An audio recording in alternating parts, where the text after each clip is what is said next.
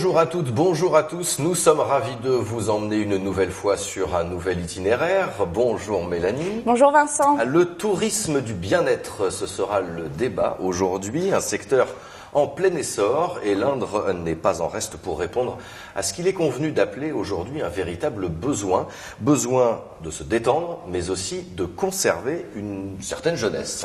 Oui, alors avec nous pour en parler, Caroline Fontaine, bonjour. Vous proposez des chambres d'hôtes et des gîtes à Chalais, le domaine du Riz-de-Feu, donc situé à côté de Bélabre, et une nouveauté cette année, un jacuzzi et un sauna. En face de vous, Michel Ducourtiou, bonjour. Vous êtes propriétaire de l'hébergement Spa Resort Home à Châteauroux, donc des chambres d'eau de bien-être, et vous offrez aussi à votre clientèle des modelages et puis des bains hydromassants. Et puis un incontournable en quelque sorte, Odile Gosset, vous représentez l'hôtel Les Dryades situé à Pouligny-Notre-Dame, son spa et son offre complète de soins et de détente. Alors nous évoquerons bien tout à l'heure les tenants et les aboutissants finalement de cette filière stratégique pour le tourisme à la française. Et puis vous le savez, dans cette émission, nous partirons à la découverte des lieux magiques et des lieux insolites sur notre territoire, notamment à Palluau-sur-Indre, au château. Et puis Mélanie, avec Laurent, vous nous emmènerez en Brenne, en voiture, mais pas n'importe laquelle. Vous avez testé la Brenne en 2 chevaux. Place maintenant à la gastronomie. Notre chef ce mois-ci, c'est Bernard Brossier, le restaurant au bœuf couronné à Mézières-en-Brenne. Et sa recette ? À base de produits du terroir, bien sûr. Il nous propose une dacquoise à la sucrine du Berry, au safran et au chocolat noir craquant. Une recette idéale pour les plus gourmands.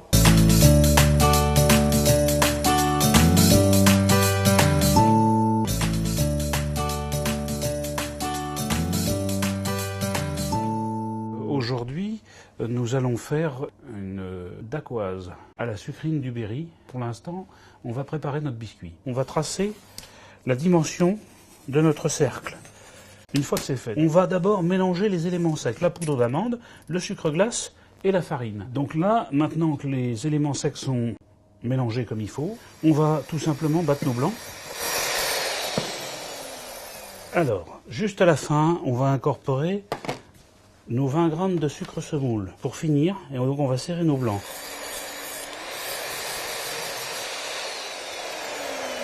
Donc nos blancs sont bien montés. À partir de là, on va faire notre mélange final avant de coucher cette pâte à la poche. Voilà. On va coucher notre biscuit, on va commencer par l'extérieur et on va partir. Voilà, et puis on y va concentriquement. Ensuite, on met au four, cuisson à 180 degrés, 20 minutes, 25 minutes à peu près. Alors, à présent, le biscuit est en train de cuire. On va déjà mettre notre chocolat à fondre. Donc ça, c'est pour la décoration à la fin. Mais on va le préparer comme ça permettra de refroidir le temps que le biscuit finisse de cuire. Et puis alors, pendant que le chocolat va fondre, on va commencer à préparer la fameuse sucrine. Donc on a notre purée de sucrine. Il faut qu'on la chauffe un petit peu pour introduire un élément liant qui va être en fait constitué de 2 feuilles de gélatine. Notre gélatine, on va la faire tremper dans l'eau froide parce que sinon elle fondrait carrément. Allez, on va introduire donc notre sucre et on introduit notre gélatine dedans. Voilà, on va mettre hors feu, que ça refroidisse, que ça revienne à température ambiante. Et on va faire des petites grilles. L'avantage du chocolat, c'est que ça va rajouter un côté croquant. Voilà. Étape suivante, on va simplement monter notre crème. Donc, et voilà. Voilà notre biscuit tout prêt. Donc on va le retourner. Hop. C'est fait. On peut déjà mettre le cercle autour. Et voilà. Et puis on va faire notre mélange final de mousse et le montage. Mais avant de mélanger, on va y ajouter le safran. Vous allez voir, votre safran, il va donner une petite couleur supplémentaire jaune. Donc à présent, on va tout simplement le couler sur notre gâteau. Donc on va pouvoir délicatement décercler. Alors auparavant, on a donc juste, vous ne l'avez pas vu, mais on a passé le nappage sur le gâteau. Alors ça prend quelques secondes, il n'y a plus qu'à déguster.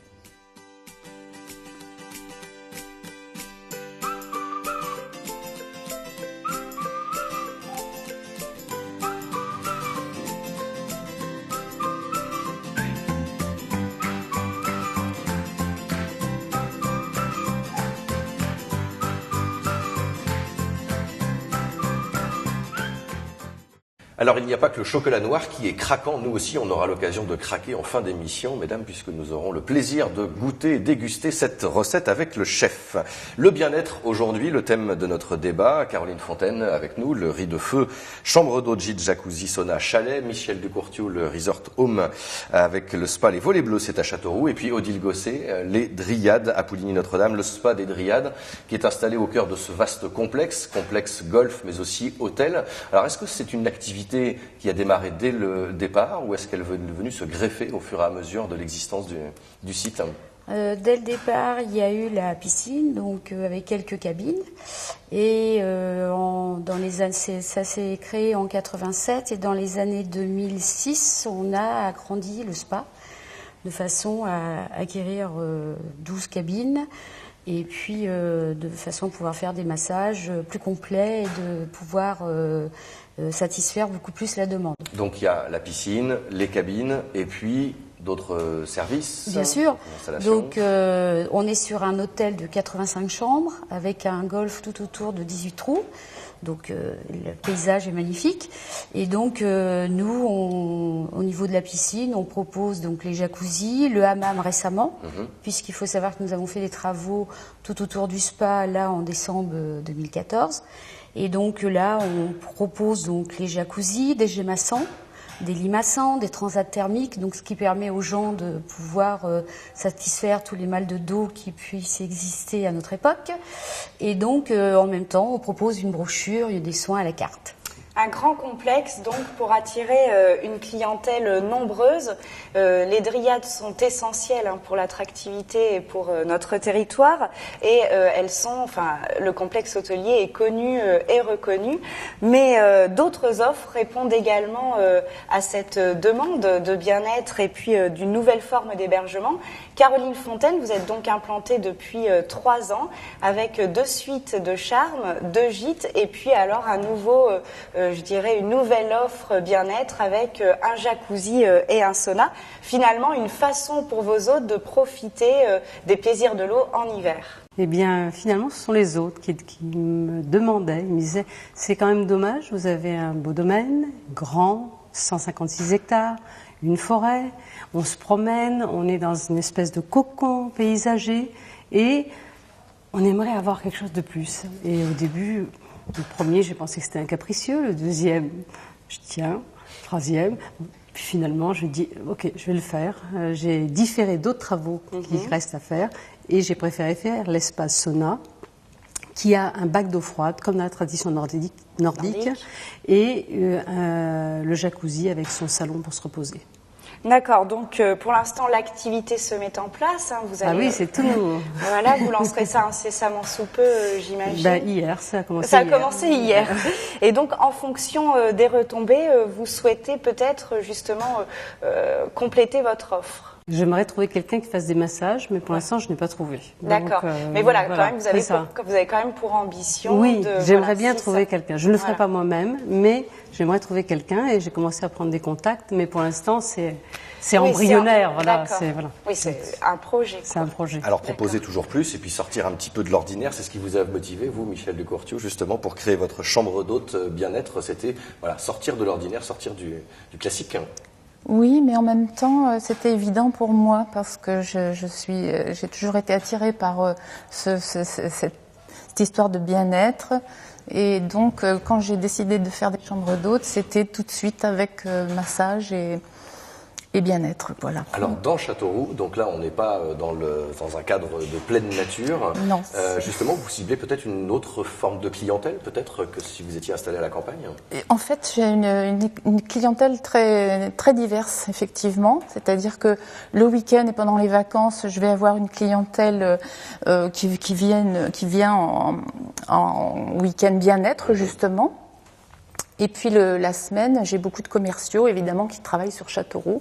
Et qui ont besoin le soir. Donc voilà. pas de sauna, pas de jacuzzi, mais les massages, quoi. Surtout, c'est le contact direct avec les gens. Beaucoup les massages, voilà. Ils arrivent, ils posent leurs affaires sur la table, ils sont déjà bien. Alors, nous poursuivrons notre discussion. Mélanie, vous nous direz combien ce secteur est effectivement en pleine effervescence en ce moment. Mais d'abord, voici la deuxième étape de notre itinéraire. Aujourd'hui, la Brenne, vue depuis une 2 chevaux. Cela fait partie des séjours découvertes de Berry-Province que vous avez testé avec Laurent Fortat, bien sûr. Oui, alors évidemment, ça bouge beaucoup plus que dans une exploitation de chèvres. Et donc, nous avions rendez-vous avec Laurent Fortat au domaine du Cerf Thibault, où nous avons rencontré Michel Varlet, qui est donc propriétaire de chambre d'hôtes, et Julien, qui est guide Calinat et qui travaille à l'Office de tourisme du Blanc. C'est un reportage épique.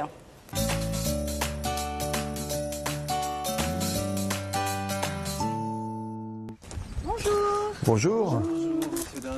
Monsieur, madame Varlet, donc nous sommes ici chez vous au Cerf Thibault, donc vous êtes propriétaire de chambres d'hôtes. Nous sommes installés depuis maintenant 6 ans sur cette structure qui a été labellisée donc Écogite, qui rentre dans une démarche de protection de l'environnement et de développement durable. Et donc vous proposez un séjour à la fois la nuit en chambre d'hôte chez vous, le petit déjeuner et une activité un peu insolite, donc la découverte de la Brenne en 2 chevaux. On a vraiment hâte avec Laurent de pouvoir justement tester ce parcours, et pour nous accompagner aujourd'hui, donc Julien, vous travaillez donc à l'Office de tourisme du Blanc et vous êtes guide Calinat. Le label Calinat, c'est un label qui a été mis en place l'année passée par le parc de la Brenne, donc dans le but de promouvoir la nature.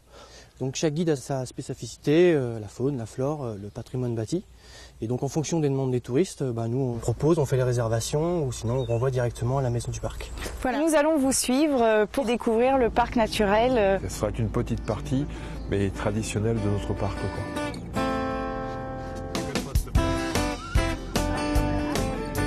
Au départ c'est une vraie voiture rurale, là pour eux maintenant c'est de la nostalgie, c'est du plaisir, mais avant c'était un outil de travail surtout pour les paysans.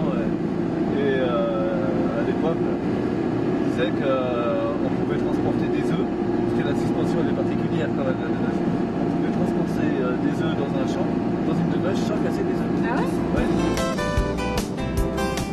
Donc là, Laurent, on arrive quand même vraiment au cœur du parc naturel régional de la Brenne, et on va s'arrêter à l'étang de la Gabrielle. On va se garer là, tout près de la bande. Il faut savoir que là on est encore en période, c'est la fin des pêches d'étang. Alors en général une pêche d'étang ça se déroule comment? Ils vident l'étang, donc ils lèvent la bombe.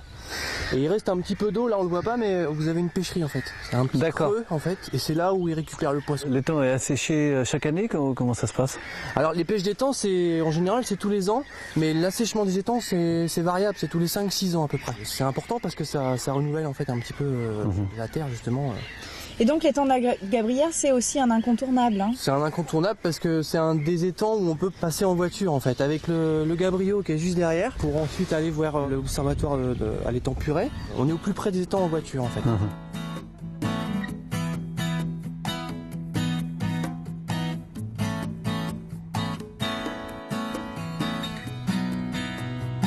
Bien, Julien et Michel, on est à la maison du parc, c'est la belle maison de la Brenne là. Donc la maison du parc, le premier site touristique du territoire. Il y a une salle d'exposition qui se trouve au premier étage, un espace dégustation où on peut donc découvrir les produits locaux, notamment les frites de carpe.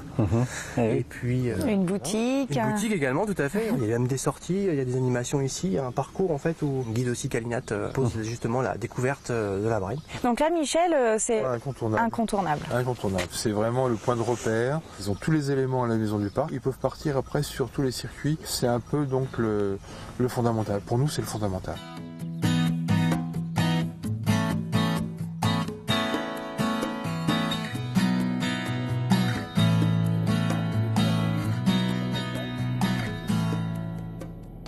Alors si vous aussi vous avez envie de découvrir la Brenne en 2 chevaux ou tout autre paysage, rendez-vous sur berryprovince.com pour découvrir toutes ces offres. Ça bouge mais c'était bien sympathique en tout cas cette petite promenade en décapoté là franchement. Alors retour à notre thématique du bien-être aujourd'hui, la détente, chasser le stress mais aussi conserver sa jeunesse éternelle au cœur des offres touristiques. Mélanie, alors malgré la crise, c'est vrai que c'est un marché en constante croissance. Effectivement, c'est un marché qui croît d'environ 7% par an. Alors le bien-être est donc un secteur qui est en plein essor et qui se porte bien. Alors pour quelles raisons? On sait que le consommateur d'aujourd'hui souhaite se sentir bien et prendre soin de lui. Il est aussi en quête de conserver une certaine jeunesse. Alors évidemment, le secteur du tourisme s'est emparé de cette tendance lourde et les hébergeurs se structurent aujourd'hui pour répondre favorablement à cette demande. Alors Caroline Fontaine, justement, c'est un investissement non négligeable. Pour vous, un jacuzzi, un sauna, vous espérez, on l'imagine, un retour rapidement? Bien sûr. Déjà, on achète des saunas et des jacuzzis qui sont entièrement montés, qui sont aux normes NF de rigueur. Et puis après, je les ai mis dans des locaux que j'ai entièrement réaménagés avec des matériaux bio et avec des ouvertures aux normes sur l'extérieur. Voilà, c'est pas plus compliqué que ça. L'électricien est censé faire un travail qui correspond aux normes, donc voilà, c'est... Alors on parlait de normes, de démarches, d'hygiène, Odile Gosset, à Audriat, mais aussi les professionnels de l'esthétique, parce qu'on ne s'improvise pas non plus dans la cosmétique, dans l'esthétique. Non, donc nous recrutons énormément, surtout des esthéticiennes qui ont des BP, BTS, et maintenant on a la chance de pouvoir récupérer des spa praticiennes, c'est un nouveau diplôme qui est là depuis quelques années. Donc ce qui fait une équipe de masseuses, voilà. Donc on voit bien que le secteur s'est structuré, comme l'a dit Mélanie, avec cette filière qui se développe aujourd'hui. La formation s'adapte aussi aux besoins, qui sont là. Michel, vous êtes lancé aussi masseuse comme ça, on ne s'improvise pas, j'imagine. Ah non, moi j'ai 250 heures de formation sur plusieurs modules. Non, on ne s'improvise pas, masso-praticienne, puisque je préfère ce terme. C'est important quand même, le toucher, on est dans l'intimité des personnes, c'est très très important. Et justement, ce contact est recherché par vos hôtes, les clients que vous recevez? Oui, je reçois vraiment des personnes, notamment les commerciaux, qui sont parfois vraiment à l'extrême limite. Et bon, ça leur fait vraiment du bien de se poser, un bon massage, voilà, un endroit, un lieu où on est au calme, au repos, voilà. Et alors, comment est-ce que ça se passe en termes de communication? Est-ce que vous recevez vos hôtes et puis vous leur offrez la possibilité de bénéficier de vos soins? Ou bien est-ce que votre hébergement est référencé en tant qu'hébergement thématisé bien-être? Alors oui, sur la plupart des sites internet, ma clientèle, évidemment, vient chez moi par le biais d'Internet, beaucoup, l'Office du tourisme aussi. Mais quand on commence à être chambre d'hôte, il faut effectivement être sur beaucoup de sites Internet. Et notamment, effectivement, dans la plupart des sites Internet, maintenant, il y a cette thématique de bien-être. Alors, en continuant sur la communication, Caroline Fontaine, vous rendez sur des salons. Alors à Paris, même au-delà, on sait que vous avez participé au Salon des vacances de Bruxelles, mais selon vous, le vecteur le plus important, le plus porteur, c'est évidemment le média Internet. Tout passe par Internet. Tout, les réservations, la recherche d'informations et donc on est obligé de se référencer sur un nombre de sites importants, des sites, je sais pas, comme Gîtes de France, comme Abritel, de façon à ce que on puisse nous trouver. Pour tous les sites de référencement qui sont que j'appelle haut de gamme, qui ont des catalogues et qui font un choix chacun avec ses critères. Alors ça va être des sites comme Alastair Sodays, comme Gîtes de Caractère ou les guides rivage, mais c'est eux qui viennent vous chercher là. Ils ont fait une sélection, j'imagine, au départ à partir d'Internet, mais c'est eux qui viennent. C'est pas un peu comme le Michelin. D'accord. Évidemment, Odile Gosset, pour vous, c'est un peu pareil, avec aussi ces formules que vous développez, les coffrets cadeaux, ce qu'on appelle les Smartbox, ça fonctionne très très bien, ça aussi. Oui, on travaille beaucoup avec les tours opérateurs. Ouais. Ça se développe énormément. On travaille en direct, on a notre site, donc les gens réservent soit en direct, soit par les tours opérateurs. Et la clientèle locale peut réserver aussi en direct pour venir passer la journée. On a beaucoup de gens qui viennent en week-end, en semaine, mais on travaille aussi avec notre brochure pour des personnes qui veulent passer la journée. Alors merci pour toutes ces informations. Une nouvelle fois, on vous propose une pause découverte puisque parmi les endroits magiques et parfois un peu trop discrets de notre territoire, dans notre département, il y a un château que nous vous proposons de découvrir. Un château chargé d'histoire, Mélanie.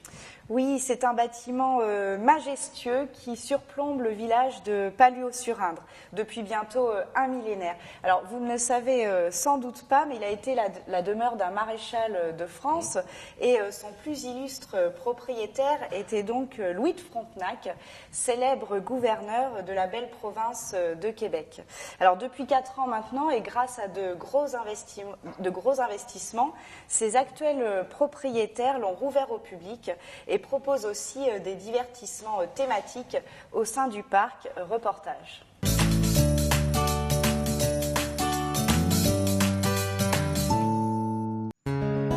Ce château, il est lourd en histoire et il a été construit en 1073. Il y a eu les Anglais qui ont occupé le château, il y a eu la guerre de 100 ans. Les Anglais ont fini par être délogés par les Français et après, c'est Henri IV qui a demandé au père de Frontenac d'acheter ce château parce que c'est une entrée dans le Berry et vraiment aussi tel il est placé avec la tour, on voyait arriver l'ennemi. Là, nous nous trouvons dans la salle de Frontenac. On est passé en 1664. Donc, il a acheté ce château et après Frontenac n'a pas beaucoup habité ce château. Parce que lui, il aimait bien Paris, c'était quelqu'un de très érudit, sa femme aussi, et il a eu une aventure avec une des maîtresses de Louis XIV, et c'est ce qui n'a pas plu du tout à Louis XIV, et ce qui lui a valu de partir au Canada et d'être le premier gouverneur de Nouvelle-France. C'est D'Artagnan qui est venu porter à Frontenac sa mise à l'écart de France, et comme Frontenac avait énormément de dettes. Il était très content de partir là-bas et de refaire une nouvelle vie. C'est surtout un grand parc. Alors on a 15 hectares. On a fait un labyrinthe. On a fait des aires de jeu pour les enfants, des aires de pique-nique.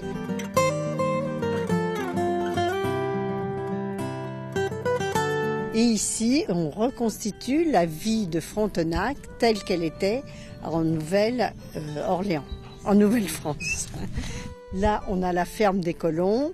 Il y a aussi la cabane pour les fourrures, où il y avait la vente des fourrures là-bas. Tout est expliqué. En fait, Frontenac, c'était lui qui s'occupait des Indiens et ça ne se passait pas toujours bien parce qu'on récupérait les fourrures et on leur donnait malheureusement de l'alcool et tout. Et donc, des fois, il y avait des tensions entre Frontenac et le clergé. Et on a représenté aussi les personnages tels qu'ils étaient. Il y a plein de choses à voir. Et il y a aussi des animaux, mais les animaux sont très gentils. Il y a des ours, il y a tout ça, mais on les a domestiqués et c'est bon.